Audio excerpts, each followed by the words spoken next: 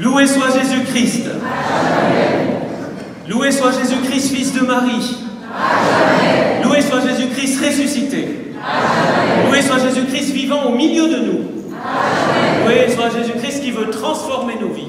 Je m'arrête là, hein. On peut continuer. Alors, les amis, d'abord, un petit rappel en ce 15 août, fête de l'Assomption de la Vierge Marie au ciel, 15 août 2022. Un petit rappel catéchétique, car l'ignorance se répand dans le peuple chrétien. Il faut l'avouer, au niveau du catéchisme, c'est pas la joie. C'est à peu près le niveau scolaire de la France par rapport à d'autres pays. C'est en train de chuter d'année en année. Donc il est bon de le rappeler pour tous. Ceux qui le savent, ça fera un petit rappel, et ceux qui ne le savent pas, qu'est-ce que le dogme de l'Assomption? Alors on va tout simplement citer la phrase principale de la déclaration du pape Pie XII le 1er novembre 1950. Je ne fais pas lever la main à ceux qui étaient nés cette année-là. Donc 1950, certains peut-être se rappellent, c'était le 1er novembre, et Pie XII, avec un long texte, expliquant les tenants et les aboutissants, expliquant notamment que ce n'est pas une lubie, c'est pas lever un matin, il dit pas ça comme ça, hein, mais un matin en disant tiens, je vais déclarer un petit dogme, voilà. Mais il explique notamment que c'est une tradition qui remonte au tout premier siècle. Unanimement, Orient-Occident. En Orient, appelé la dormition de Marie, en Occident, appelé l'Assomption. Entre parenthèses, dormition, pourquoi? Parce que les premiers chrétiens ne disaient pas il est mort. Il s'est endormi. D'où le terme de dormition. On va y revenir. Donc il dit ceci. Nous proclamons, déclarons et définissons. Entre parenthèses, c'est la première fois qu'un pape utilisait l'infaillibilité pontificale déclarée en 1871 au cours du Concile Vatican I. Vous allez vraiment vous coucher moins bête ce soir. Donc 1871, infaillibilité pontificale, et c'est la première fois que c'était utilisé par un pape pour ce dogme. Donc nous proclamons, déclarons et définissons que c'est un dogme divinement révélé que Marie, l'Immaculée Mère de Dieu, toujours vierge. Tous les mots sont importants. On ne va pas faire un cours de théologie maintenant. À la fin du cours de sa vie terrestre, a été élevée en âme et en corps, à la gloire céleste. Point. Alors, Pie XII ne dit pas si Marie est morte ou n'est pas morte, mais dit elle a été élevée en âme et corps. Petite parenthèse très rapide, après on laisse la théologie de côté, enfin la pure théologie dogmatique, c'est que unanimement jusqu'au moins au XVIIe siècle, aussi bien l'Orient que l'Occident considéraient que Marie est vraiment morte. Parce qu'en disant, si Jésus est mort, il n'y a pas de raison que sa maman ne meure pas non plus. Elle ne va pas faire mieux que son fils. Donc, elle est morte, mais elle s'est endormie dans la mort, et elle a été, alors, est-ce que c'est dans la minute qui a suivi, 2 jours, 3 jours après, il y a différentes traditions, elle a été élevée avec son corps, donc son corps n'a pas connu la corruption du péché. Et un argument théologique aussi de cela, c'est que, puisque évidemment, ça, c'est pas dans la Bible, hein, l'Assomption. Mais c'est que celle qui a porté le Fils de Dieu, son corps qui a porté le Fils de Dieu ne pouvait pas être corrompu par la dégénérescence, etc. Voilà. Donc, Marie est montée au ciel, et Jean-Paul II a conclu le débat, a posé une note finale, parce que certains théologiens disent peut-être qu'elle n'est pas morte, elle est montée comme ça. En 97, dans une catéchèse, 1997, le pape Jean-Paul II a bien déclaré qu'effectivement tout semble dire qu'elle s'est endormie dans la mort et qu'elle a été élevée au ciel. Alors les fruits de cette fête sont très très nombreux. J'en signale un, mais que je ne vais pas développer, c'est la foi en la résurrection. Car là aussi, comme la connaissance catéchétique et du catéchisme est assez faible dans l'Église, la foi en la résurrection est très faible aujourd'hui. Très faible même dans le peuple chrétien. Et cette fête, c'est vraiment la fête idéale pour rebooster notre foi en la résurrection des morts et en la vie éternelle. En la vie éternelle. C'est-à-dire que nous sommes faits pour le ciel, les amis. Même si vous avez, je ne sais pas si on peut appeler ça la chance, de vivre 118 ans comme Sœur Andrée de Toulon, la femme la plus vieille du monde, eh bien, elle dit que le bon Dieu l'a oubliée. Elle aimerait bien partir, hein, rejoindre le Seigneur, mais elle est toujours là après 118 ans. C'est rien du tout, 118 ans, à côté de notre futur et de cette joie Et vraiment, aujourd'hui, si vous voulez méditer, si vous voulez une des grâces à demander à Jésus, par le moyen de Marie, c'est fortifier en moi cette foi absolue, cette certitude, cette espérance au sens théologique du terme, cette conviction que nous sommes faits pour la vie, et que Marie, en regardant Marie dans l'Assomption, nous voyons notre futur. La seule petite différence, c'est que nous ne sommes pas Immaculée Conception. Comme je le dis parfois à des gens qui viennent se confesser, je ne parle jamais des confessions, mais là c'est très très large et que parfois ça vous est peut-être arrivé de dire ben, mon père, je n'ai pas de péché. Bon, ben, je ne sais pas quoi, en fait c'est pas qu'on n'a pas de péché, mais parfois on ne sait pas quoi confesser, c'est vrai. Alors moi je réponds à la dame ou au monsieur, ben, vous êtes la deuxième Immaculée Conception que je rencontre. Après, alors là tout de suite les gens trouvent des péchés. Donc la différence, c'est que nous ne sommes pas l'Immaculée Conception et la Mère de Dieu. Bien que, si on fait la volonté de Dieu, on peut être mère pour Jésus. Hein. Vous êtes, qui est ma mère, qui est mon frère, etc. Bon, voilà. Donc, un des grands fruits de cette fête, à travers tous les textes, je vous invite à lire, ne vous contentez pas de la messe. La messe, c'est même pas le minimum vital, quoi, ça suffit. Vraiment pas la messe. C'est le sommet, mais ça ne suffit pas, la messe dominicale, pour creuser, aller méditer à partir des textes des pères de l'Église, notamment. Il y a des très très beaux textes, on n'a pas le temps, c'est pas le lieu ici de les citer, mais voilà. Mais aujourd'hui, j'aimerais insister sur une autre dimension dans la foulée de cette mission Fréjus for Jesus, Fréjus pour Jésus, une mission qu'on finit aujourd'hui, je le dis pour ceux qui écouteraient en différé sur Internet, une mission à Fréjus, et interparoissiale, pour prier pour un réveil de notre vie. Un réveil de notre vie. Non pas qu'ils soient tous endormis, mais que sur les 55 000 habitants de Fréjus, je ne pense pas qu'il y en ait peut-être 1 ou 2%, peut-être qui ont rencontré Jésus et qui vraiment vivent leur vie à fond. Non pas simplement qui pratiquent, mais qui ont la joie de connaître Jésus et de chercher à le connaître toujours plus. Et nous finissons aujourd'hui, nous concluons par une action de grâce avec cette femme exceptionnelle qui s'appelle Marie. Pourquoi elle est exceptionnelle? C'est une question que je me suis posée. Alors bien sûr, elle est exceptionnelle parce que c'est la mère du Sauveur. C'est le premier dogme marial au 5e siècle, 451 si je ne me trompe pas. Les séminaristes me corrigeront, s'ils sont encore au séminaire. Vous me corrigez si je ne me trompe pas. Voilà. 51 ou 31? C'est 51, je crois. Bon, pardonnez-moi, c'est le matin. Et où Marie a été déclarée Théotokos. En grec, celle qui a mis au monde. C'est un terme presque, je n'allais pas dire gynécologique, mais presque. C'est un terme de maternité, très, très physique, très concret, très incarné. Celle qui a mis Dieu au monde, celle qui a généré Dieu. Théotokos. C'est le premier et le plus grand dogme sur Marie, évidemment. C'est toute sa gloire dans sa pauvreté. Il a abaissé les yeux sur la bassesse. Il a jeté les yeux sur la bassesse de sa servante. Et il en a fait. Toutes les générations me diront, vous avez entendu Magnificat. Donc, évidemment, ça, c'est fondamental. C'est la base. C'est une femme comme il n'y aura jamais d'autre femme. Moi, je kiffe Marie à maximum. Qui kiffe Marie comme moi? Ouais. Ça, c'est pas dans le dogme. Hein, c'est le vocabulaire. C'est les vocabulaires de 2022. On essaie de s'adapter. Bon, vraiment, mais Marie, et c'est pas forcément parce qu'on en parle tous les jours qu'on l'aime. Hein. Et la meilleure façon de l'aimer, c'est d'aimer Jésus. Amen ou pas amen? Vous voulez faire plaisir à Marie, suivez Jésus. Amen ou pas amen? Voilà, ça, c'est béton. C'est absolu. Mais le cœur, alors ça fait une introduction déjà de 8 minutes, ça fait beaucoup. Mais j'arrive au cœur de mon message. Elle est la première missionnaire de la Nouvelle Alliance. C'est le texte qui a été choisi par l'Église pour cette fête. Et je me suis posé la question, mais pourquoi l'Église a choisi ce texte? Il y a d'autres textes sur Marie. Évidemment, il n'y a pas de texte sur de l'Assomption. Donc il a fallu trouver un texte sur Marie. Mais je crois que ce n'est pas une coïncidence. Parce que Marie est la première missionnaire de la Nouvelle Alliance, c'est-à-dire la première qui a porté Jésus, avant même que Jésus soit visible, qui l'a porté à sa famille en plus.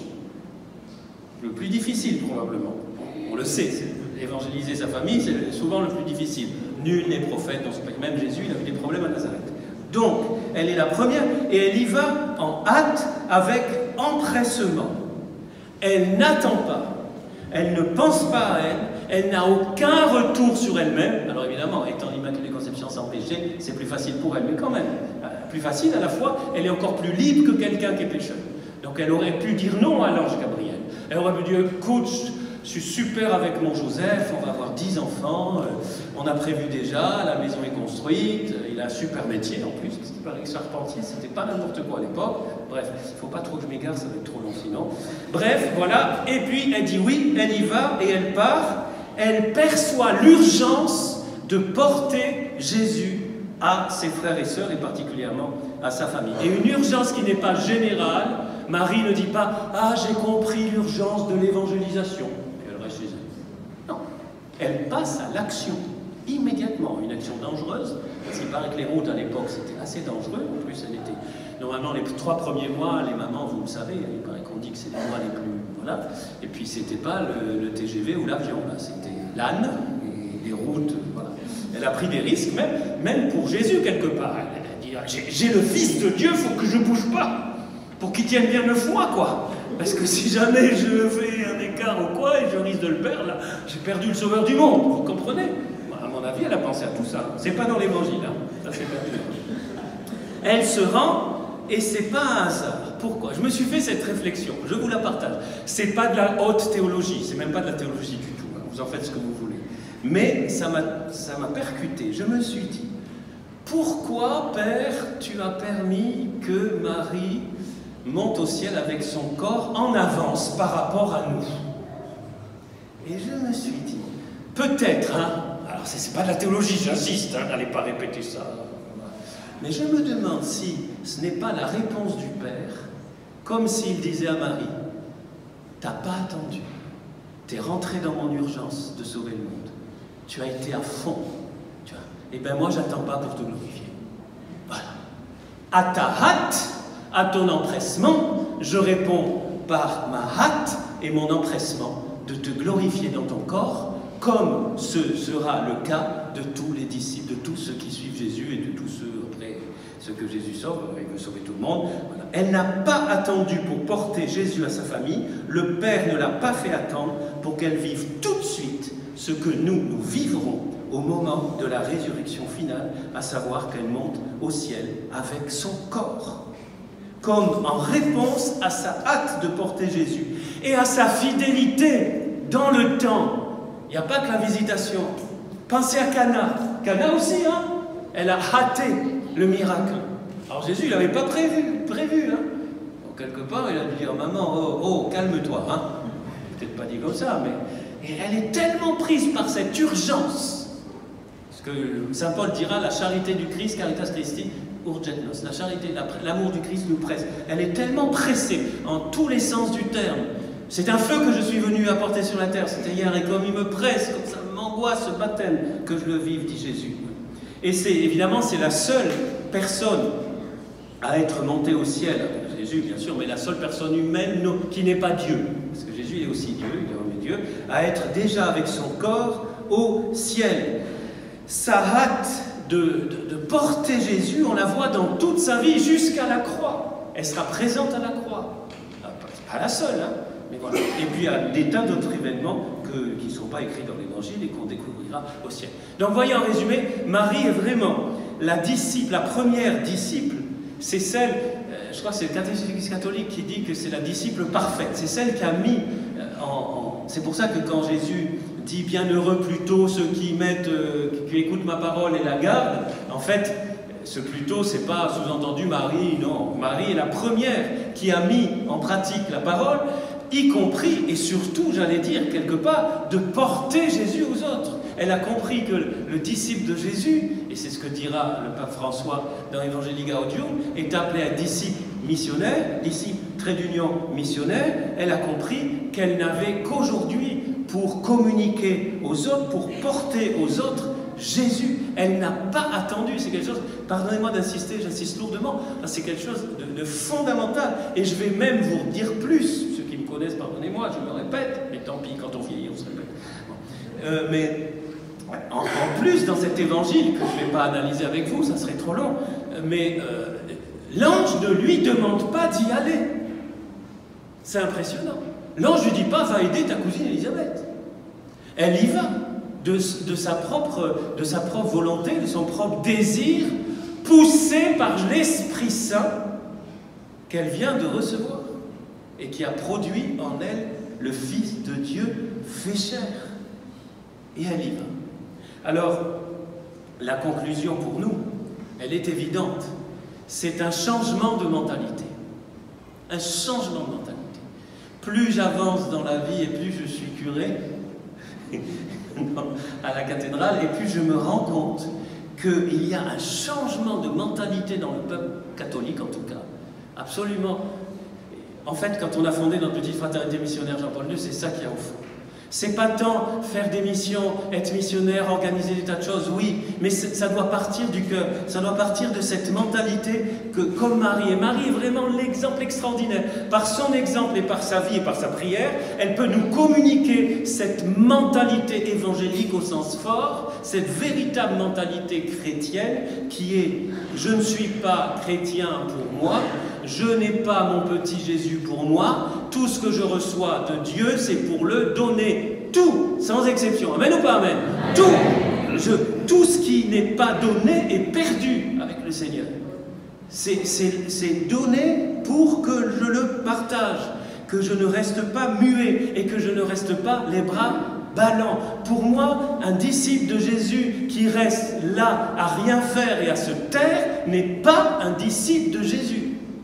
Et quand je dis rien faire, à commencer par la prière. Parce qu'avec les années, certains d'entre vous, je vois à peu près le moyen d'âge, et puis moi je commence à en faire partie petit à petit, il y a peut-être qu'à un moment je ne pourrais plus rien faire que d'être dans mon lit ou ma chaise roulante, Seigneur, non j'espère pas. Mais voilà, debout jusqu'au bout, mais on rêve tous de mourir debout à la tâche.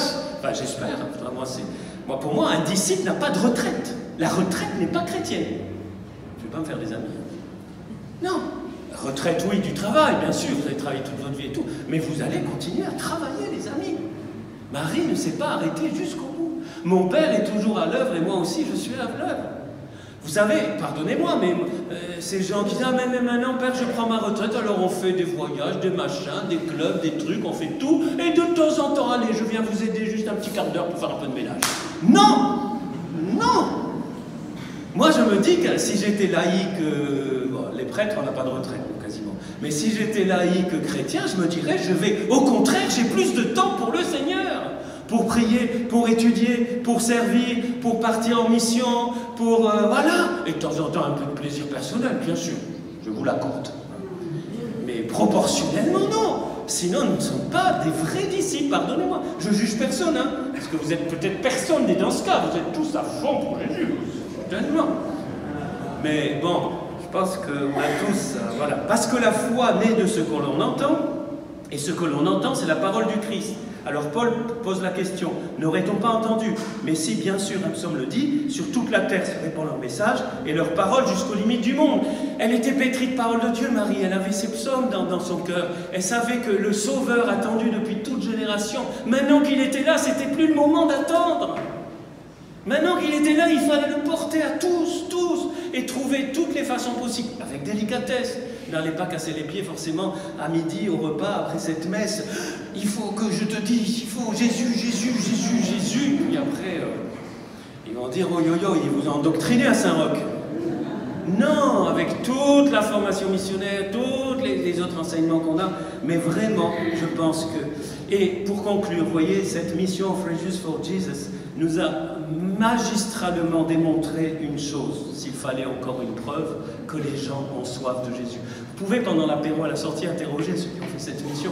À chaque fois qu'on fait une campagne missionnaire de ce type un peu plus intense, qu'on va rencontrer les gens, qu'on leur témoigne de l'Évangile, on se rend compte que le cœur de l'homme, et de la femme aussi d'ailleurs, a soif du Seigneur, même si souvent il réagit parfois violemment, a soif du Seigneur. Et souvent, ce sont des terres arides. L'autre jour, j'ai vu sur Facebook une expérience, vous avez 3 terrains.